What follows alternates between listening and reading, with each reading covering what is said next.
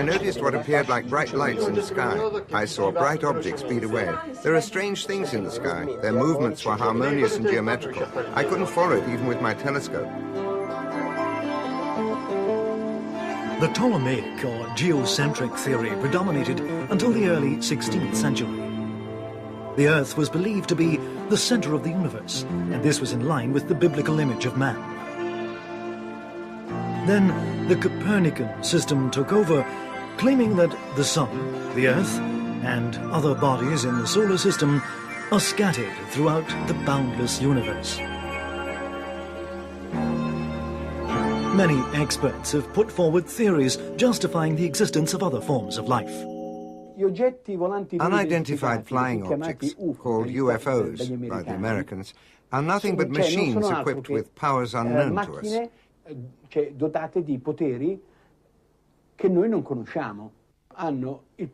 have the power to travel from one dimension to another, without the problems we face. In short, they are spaceships that travel in time and beyond time. They go beyond the limits of science as we know it. We are speaking of multi-dimensional beings who travel from one dimension to another quite easily. Returning to our solar system. About 5 billion years ago, in a little spot in the universe called the Milky Way, something occurred that was absolutely normal in the life of the universe, but quite extraordinary in terms of our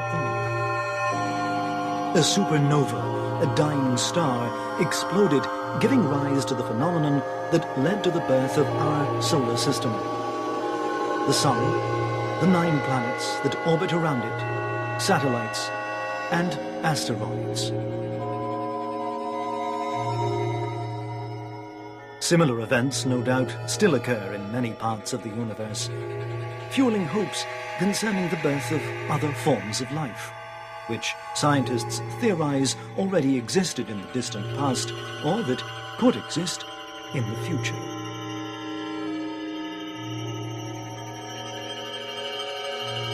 Venus, for example, is the planet that most resembled Earth's conditions when it was formed, both concerning dimensions, composition, and distance from the Sun. Today it greatly differs from the Earth, and we hope that it does not represent the latter's future image.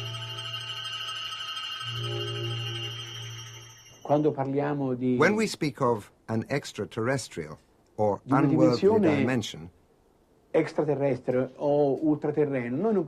do not speak of something very distant, but instead of something that is very close to man. Only by training on Earth, which our space brothers consider a school, can we make the great leap from here.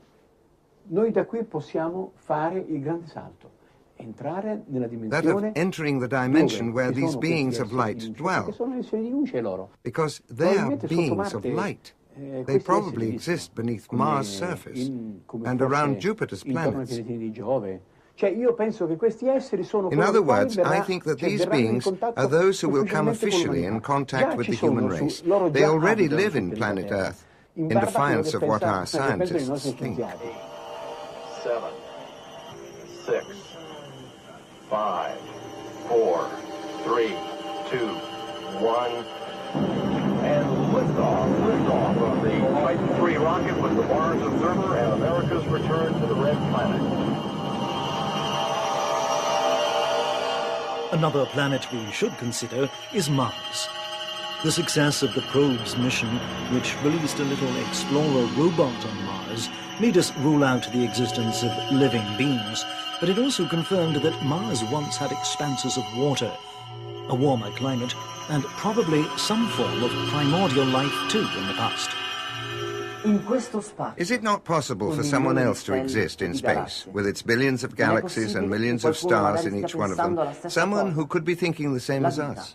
Is life an exclusive phenomenon of Earth, or is it not? If there were another life form on some planet, would it be similar to ours? For ages, man has attempted to answer these questions, trying to detect possible radio signals coming from the various stars. Blue Book Project. Blue Book Project, a United States Air Force investigational project begun in 1952 to find a scientific explanation for UFO sightings, highly suspected of misleading researchers and shelving issues. There are some exceptional sightings in Esdalen. Lights can be seen. They appear on a daily basis, at all hours, every evening. Some very interesting phenomena are occurring in Scandinavia.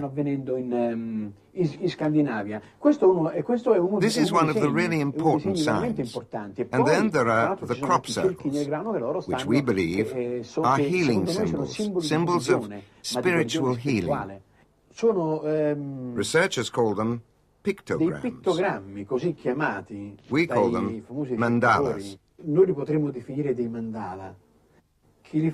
Who does them? That's quite obvious by now. I believe that some don't understand because in practice they don't want to understand.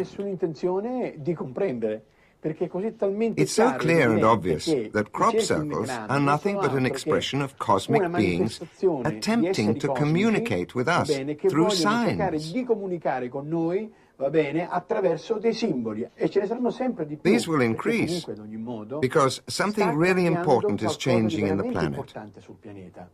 The Earth's energy transformation is underway, and so is ours, as we are closely related to the Earth's energy. We are one with it. We are not something apart from it. In other words, there is no separation, as we think of it, or as we have created by polluting regions above and below the Earth and even the universe. Our spaceships often throw out so much garbage. We've even polluted regions beyond the Earth. They closely watch our politicians' behavior and the damage we have created around us.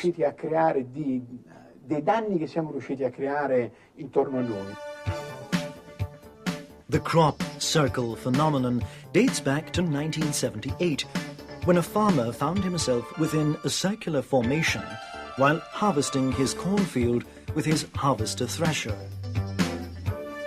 The ears of corn were perfectly bent clockwise to form a circle. Proceeding with his work, the farmer found himself in another series of smaller circles. Then he understood that those circles formed a gigantic figure. The event was forgotten until in 1981 a new series of crop circles appeared. Presented to the press, the phenomenon encouraged international scientists to find a logical explanation. They began documenting the hundreds of crop circles that appeared mysteriously. Since 1985, hundreds of pictures accompanied by related documentation have proved it was a worldwide phenomenon. The high concentration of microwaves detected inside crop circles made people associate the phenomenon with UFOs. Though there followed many other theories, the most credible always associated crop circles with the landing of alien spaceships.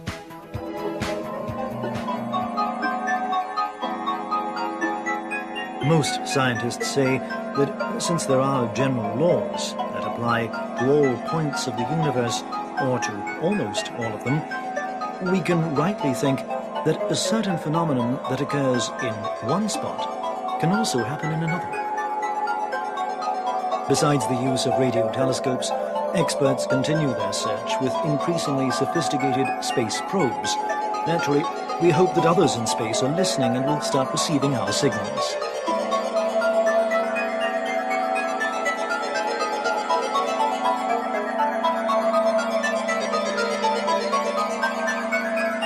We Earthlings have involuntarily conveyed a huge number of radio and television signals into space for over